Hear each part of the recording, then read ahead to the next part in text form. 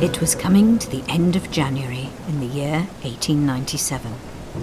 A gale-force wind was blowing fiercely across the sea from the northeast. Mountainous waves whipped up the sea and thundered onto the shore. It was so cold. It felt like it was many degrees below zero, and it was snowing heavily. The cliffs in front of the village were crumbling away as the pounding seas threatened the buildings at their edge. The weather was so bad and visibility was so very poor that the village fishermen kept a lookout, like they did in all storms, for boats out at sea that may be in trouble. "Look over there," a voice cried out. Through the spray and snow, the outline of a sail came into view. A ship riding high on the waves and then crashing down again into the troughs. "The wind! She's a-blowing her onto the shore!" The word spread that it wouldn't be long before the call for the lifeboat would be heard. The fishermen rushed to the sheds, putting on their cork life jackets and pulling on their sea boots, not thinking of the dangers that lay ahead. In the fierce wind, the men struggled to push open the big wooden doors of the lifeboat shed. As they looked out at the sailing ship, they swallowed hard. Can we launch in such seas? I've never seen waves pound the shore like this. Will we get the boat into the sea before the huge waves swamp her, filling her with water? Soon the cliffs were crowded with onlookers. The word had spread around the village that the lifeboat was preparing to launch. "We are going! Man the lifeboat!" shouted the coxswain. There was no shortage of volunteers. Lives were in peril, and the raging, bubbling sea must be overcome. Such was the dedication of these men. The men gathered around the boat. A final check, and then a big heave. The lifeboat edged out from the shed. Gradually, the men pulled her down the slope to the water's edge. The sailing ship was getting ever closer. There was no time to lose. The lifeboat was hauled into the cruel and angry sea. The waves thundered in, crashing over the lifeboat. The men worked hard to keep their hold on the pitching vessel. Their skin was taut with pain as the freezing spray lashed against them. Then the crew was in the boat, oars ready to pull. "We're afloat, men. Pull hard on your oars." The boat moved away from the shore, being tossed like a little cork.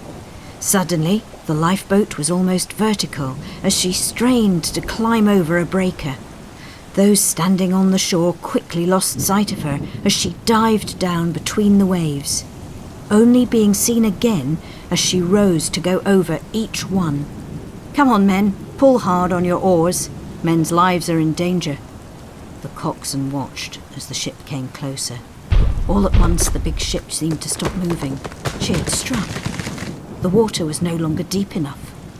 "She's struck, men! Come on, pull hard! She's gone sideways on! The waves are pounding against her!" The lifeboat crew heard the sound of wood splintering. "It's the mast! It's starting to crack! Come on, pull!" On the shore, the wives and mothers huddled together in their knitted shawls, trying to keep out the worst of the weather. Their faces were strained with worry. Never before had the lifeboat been out in such a storm. They knew how easily their men could lose their lives to the cruel sea. The wind howled and whined. The ship was now firmly aground. All could hear the creaking and groaning from the sinking wooden ship, as though she was saying, "Hurry, save us." The lifeboat men knew there had never been a launch when time mattered so much. Closer, closer, with each pull of the oars. "Throw a line!" the coxswain bellowed to the sailors on the floundering ship. The coxswain's hands were firmly gripping the tiller as he edged the lifeboat alongside the stranded vessel. From nowhere, a monster wave threw the lifeboat hard against the ship. The men used their oars to prevent a disastrous collision. 2 oars splintered into hundreds of pieces. The swirling sea dragged the lifeboat away. Again, the coxswain moved her in close. "Throw those hooks, men. Let's get the boat secure together." The grappling hooks found home, and soon the 2 boats were secured, moving together with the waves. They were now closer to shore. The waves thundered on the flints, and as the waves sucked back, they tried to separate the boats.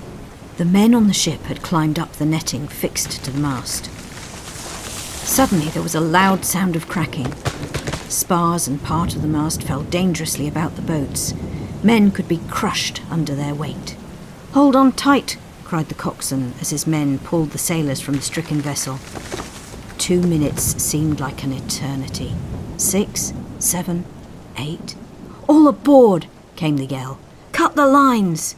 The lifeboat rode a wave clear of the ship.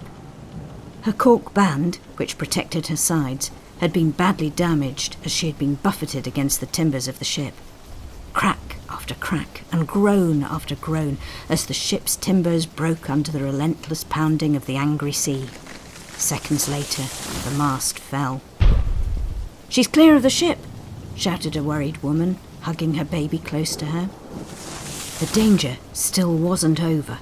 In the past, so many men had lost their lives close to the shore. The coxswain needed to use all his skill and experience to make sure that the lifeboat wasn't caught broadside on in the vicious waves. This would spell disaster. The boat would capsize, trapping all underneath.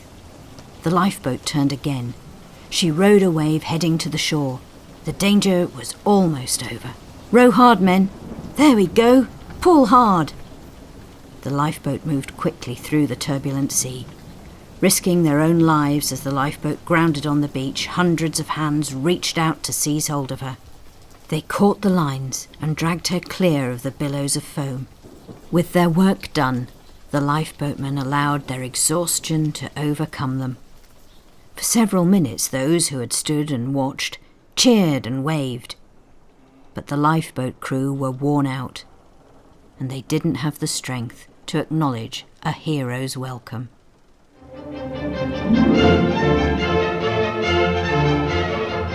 Over the years, many ships have got into trouble off the Sheringham coast, and if you go down to the beach when the tide is out, you might be able to see the wooden bones of one of the wrecks, the Norwegian ship, the Ice Balloon.